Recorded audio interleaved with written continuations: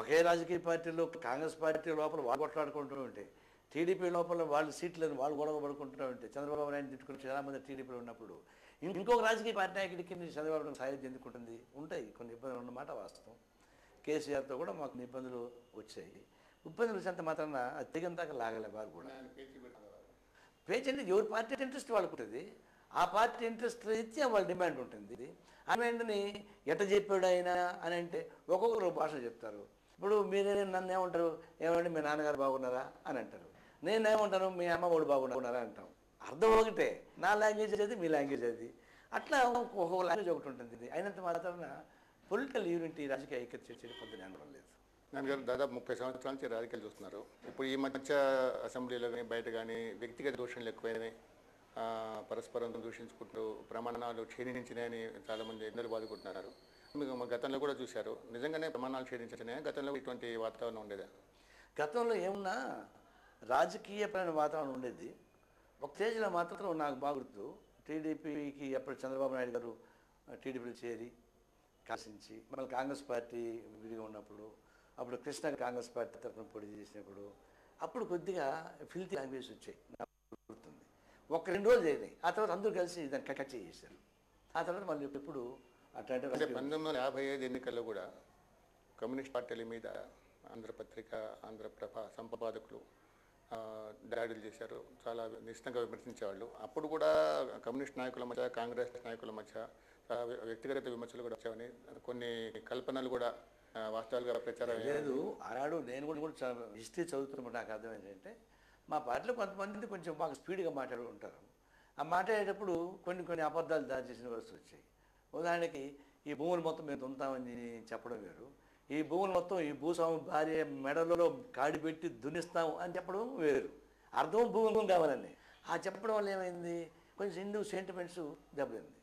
ఇంత అన్యాయంగా మాట్లాడుతా అనిపించాడు ఏంటంటే పనిచేసింది. దాన్ని ఆనాడు యాంటీ కమ్యూనిస్ట్ పేపర్లు బ్రహ్మాండంగా ఉపయోగించుకున్నాయి. నష్టం వచ్చిన మాట వాస్తవమే. అలాంటివి మళ్ళీ జరగలేదు. ఈ మధ్యకాలంలో అంటే ఈ మధ్య నెల రోజుల్లో రాజకీయంగా వ్యక్తిగత దోషణలు ఎంత స్థాయిలో అంటే బహుశా భాష చెప్పడానికి వీళ్ళని పద్ధతికి వెళ్ళిపోయినాయి. అది మైల్డ్గా ఖండిస్తున్నారు ఆ పార్టీ నాయకులు. చాలా మైల్డ్గా ఖండిస్తున్నారు. మైల్డ్ కాదు, వేగంగా ఖండించాలి. అంత స్థాయికి పోవడానికి వీళ్ళు. వ్యక్తిగత లైఫ్ తీసుకొని రాజకీయాలు పెడితే ఈ రాజకీయాలు నిర్మాణం సాధ్యం కాదు. అందులో ఇంకొకటి కూడా ఏంటంటే, రాజకీయాల్లో ఉండేవాళ్ళు ఆదర్శవంతంగా ఉండాల్సిందే. ఎట్టి పరిస్థితుల్లోనూ వాళ్ళపైన పరోక్షంగా ప్రత్యక్షంగా విమర్శలు వీళ్ళు ఉండకూడదు. కానీ ఆ స్థాయి లేదు. ఇప్పుడు రాజకీయ నాయకులు కూడా అనేక ఇబ్బందులు పెట్టేటువంటి ప్రవర్తన చేస్తున్నప్పుడు వచ్చేస్తున్నాయి. ఇప్పుడు దాన్నే మనం తొలగుతూ కూర్చున్నాం అనుకోండి, రాజకీయాలు పక్కన పడిపోతాయి.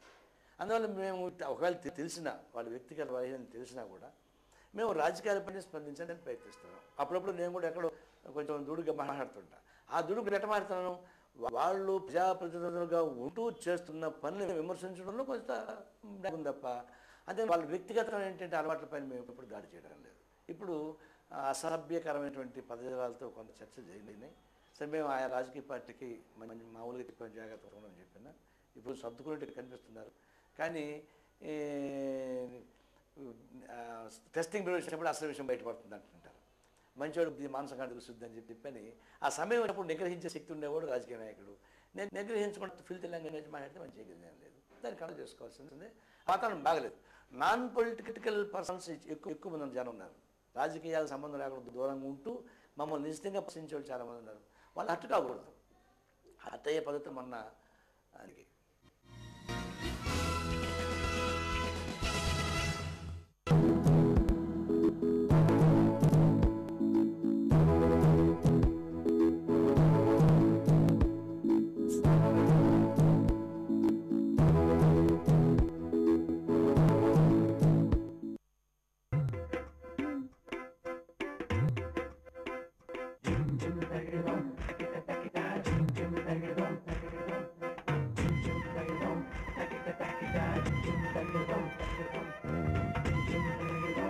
మీకోసమే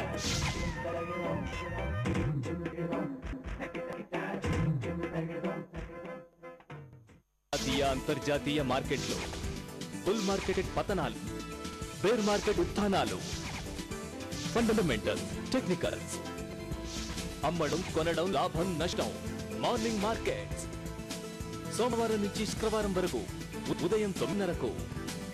హాట్ టాక్స్, డాక్ హౌస్లు, రాబడుల్లో రిస్కులు, నష్టాల్లోనూ కలిసొచ్చే కాలం, బడ్జెట్ చిక్కుముడులు, ప్యాకేజ్ల రాయితీలు, క్లోజింగ్ బెల్. సోమవారం నుంచి శుక్రవారం వరకు మధ్యాహ్నం 3:15 పరిశ్రమలు, కంపెనీలు, షేర్లు, ఆర్థిక మాంద్యం, అంగల గారడి, అన్నింటిపై సమగ్ర సమాచారం, విశ్లేషణ, బిజినెస్ రిపోర్ట్. సోమవారం నుంచి శుక్రవారం వరకు సాయంత్రం 6:15 ఓపెనింగ్ బెల్ నుంచి క్లోజింగ్ బెల్ వరకు ఏదినా సరే మీ లాభం మా లక్ష్యం.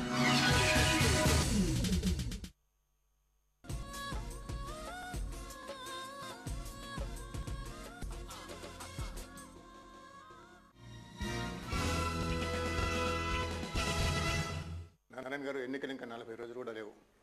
రాష్ట్రంలో ఈ బలాబలాలు ఎట్లా ఉంటాయి ఎన్నికల తర్వాత?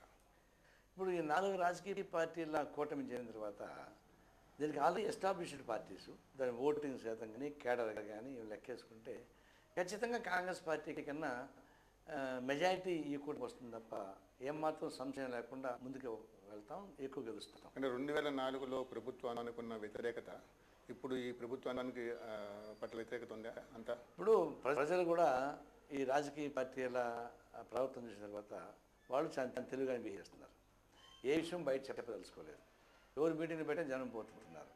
కానీ ఓటుకు వచ్చేకాడికి దీనికి అనుకూలంగా ఓట్లు వేస్తారని అనుకోవడం లేదు. రెండవది ఏంటంటే ఈ 2004లో టీడీపీ, బీజేపీ ఒక పక్క ఉండి మీరు అన్ని పార్టీలు ఒక పక్క వచ్చాయి. ఈనాడు కాంగ్రెస్ పార్టీ ఒకటి ఆ పక్కకు పోయింది, మిగతా 4 పార్టీలు అయినాయి. దీనిలో కేడరు, పార్టీ నిర్మాణం, ఓట్లు శాతం మొత్తం లెక్క తీసుకుంటూ కూడా కాంగ్రెస్ పార్టీకి వ్యతిరేకంగా పెద్ద మెజారిటీ ఉంది. అదే ఆ ప్రజారాజ్యం కొత్తగా వచ్చినా కూడా ఎక్కువ చోట్ల కాంగ్రెస్ పార్టీ ఓట్లు స్పీడ్ చేసేటువంటి స్థాయిలో ఉండేది మా అంచనా. ఎందుకంటే ఒకప్పుడు టీడీపీ ఓటర్స్ ఇప్పుడు పీఆర్పీ ఓటర్స్ కొంత సెక్షన్స్, స్మాల్ సెక్షన్స్ మారుతున్నాయి జిల్లాల వరకు మేము పరిశీలిస్తే. దాన్ని అట్ట లెక్క తీసుకుంటే కూడా కాంగ్రెస్ పార్టీ మరింత బలహీనపడికి అవకాశం ఉంది తప్ప ఈ ఫ్రంట్ బలహీనపడడానికి అవకాశాలు లేవు. అంటే కొన్ని జిల్లాల్లో పీఆర్పీ టీడీపీ నుంచి, కొన్ని జిల్లాల్లో కాంగ్రెస్ నుంచి బలం లాగిందంటున్నారు. అంటే కొంతమంది కాంగ్రెస్ నుంచి పీఆర్పీలో చేరారు, కొన్ని జిల్లాలలో టీడీపీ నుంచి పీఆర్పీలో చేరారు. నేను దాని లెక్క వేయడంలా, ఎందుకంటే సీట్లు వస్తే ఒక పార్టీలో సీట్లు రాకుండా పోతే డిఫెక్ట్ అయ్యేటువంటి పొజిషన్ వస్తాయి. వాళ్ళ ప్రకారం ఓటర్స్ మారుతారని నేను అనుకోవడం లేదు. ఓటర్స్లో ఒక మార్పు వచ్చింది. కాంగ్రెస్ పార్టీకి అనుకూలంగా గట్టిగా వేసేటటువంటి ఓటర్లో భాగం పీఆర్పీ వైపు దృష్టి మరిందని వార్త తెలుసు నాకు. నేను వాళ్ళని బేస్ చేసుకొని చెప్తున్నా. ఇప్పుడు వస్తున్న ఓటు సీట్ల కోసం ఎగబడేటి వాళ్ళందరి గురించి నేను దృష్టిలో పెట్టుకోవడం లేదు. వాళ్ళ వల్ల ఊరికే మనం అనుకోవచ్చు వాళ్ళు కూడా ఓటు టిల్ట్ అవుతాయని, జనం వీళ్ళు ఫాలో అయ్యి వాళ్ళు జనం చూస్తారు. అంటే ఈ దక్కాముక్కని అనుభవం ఉన్న నాయకులు వాతావరణం పరిశీలించి ఏ పార్టీకి ఎక్కువ ప్రాబల్యం దాని వైపు చేరడానికి ప్రయత్నిస్తారు కదా. అంటే వీళ్ళు చేరినంత మాత్రాన కింద వీళ్ళు పక్క వస్తారని నమ్మకం లేదు. ఓటర్ల ప్రభావం దృష్టిలో పెట్టుకొని చేరేదానికన్నా వీళ్ళకి ఎక్కడ పోతే సౌలభ్యమైన సీటు వస్తుందో దానికోసం పోతున్నారు తప్ప వాళ్ళ విధానం కోసం అవడం లేదు. నేను చూసినంత చాలామంది పేర్లు కూడా చెప్పగలను. వాళ్ళ పాలసీ పెద్ద ప్రత్యేకత లేదు. ఇక్కడ ఈ పార్టీ నాకు గౌరవం లేదు, ఆ పార్టీకి పోతాం, ఆ పార్టీ గౌరవం ఇంకో పార్టీకి పోతామని తప్ప అంతకన్నా మించి పొలిటికల్ ఐలాజికల్ కమిట్మెంట్తో పోతున్నట్టు నేను అనుకోవడం లేదు. అందులో జనం కూడా తెలుసు వాళ్ళ సౌలభ్యంగా వాడు పోతున్నాడు, మనకేం పట్టింది, మనకి ఇష్టం ఒకటి మనం వేసుకుందాం అనేటువంటి అభిప్రాయం అది. ఈ పీఆర్పీ వచ్చిన తర్వాత చిన్న సెక్షన్లో పొలిటికల్ థింక్ రావడం మాట వాస్తవం. దానివల్ల కాంగ్రెస్ పార్టీకి నష్టం తప్ప కోటకి మాత్రం నష్టం లేదు. ఇప్పుడు తెలంగాణ తీసుకుంటే తెలంగాణలో మీకు సిపిఎంకి, టీఆర్ఎస్కి సీట్లు ఇవ్వాలి. అంటే దాదాపు ఒక 60-70 సీట్లు తెలుగుదేశం పోటీ లేకుండా మీకు వదలాల్సి ఉంటుంది. ఆ 60-70 స్థానాల్లో మాజీ మంత్రులు ఉన్నారు, ఎమ్మెల్యేలు ఉన్నారు, మాజీ ఎమ్మెల్యేలు ఉన్నారు తెలుగుదేశం. అందరూ ఆ పార్టీ నిర్ణయానికి శిర్సాహించి ఆ నిర్ణయాన్ని పార్టీకి అనుకూలంగా లేదా పార్టీకి ఇచ్చిన వాళ్ళకి ఓట్లు వేస్తారా, లేకపోతే పోటీగా నిలబడే అవకాశం ఉందా? ఒక వ్యక్తి కోసం సీటు పట్ల సీటు ఉంటుంది, దాన్ని చాలామంది వ్యక్తులు పుడతా ఉంటారు, వస్తుంటారు. కానీ కొంతమంది అంటే ఏమనుకుంటారంటే నా కోసమే సీటు ఉంది, నాకు లేకుండా పోతే సీటు రాకూడదు అనేటువంటి ఒక స్వీయ మానసిక ధోరణికి వెళ్ళిపోయిన వాళ్ళు ఇట్లాంటి పని చేస్తున్నారు. ఇప్పుడు 60-70 సీట్లు టీడీపీ పోటీ చేయడానికి అవకాశం లేనప్పుడు ఆ ప్రాంతం టీడీపీ నాయకులకి అసంతృప్తి వచ్చి బయటపోతారనేది ఒక వాదన ఉంది. కానీ వాళ్ళు నిజంగా టీడీపీని నమ్ముకునే వాళ్ళు అయితే రేపు అధికారం మాకు వస్తుంది, అధికారం రావాలనే ఉద్దేశంతో ఉండాలి తప్ప నాకు పదవి లేకపోతే నేను పోవడానికి అవకాశం లేకుండా పోతే పార్టీ వద్దు అనుకునే వాడి గురించి ప్రజలు ఏం పట్టించుకుంటారని నేను అనుకోను. నీకు ఉన్నా లేకపోయినా రేపు టీడీపీ గవర్నమెంట్కి రావాలని కోరుకునేవాళ్ళు ఆ పార్టీలో ఉంటారు. టీడీపీ కాదు నేనే ఉండాలనుకునేవాడు పార్టీలో ఉండకపోయినా జనం వాటితో ఫాలో అవుతాను నేను అనుకోను. వాళ్ళు రెబల్గా పోటీ చేసినా కూడా ఇప్పుడున్నటువంటి రాజకీయ పొందికల్లో వచ్చిన కూటమి రేపు ఎన్నికల ప్రచారం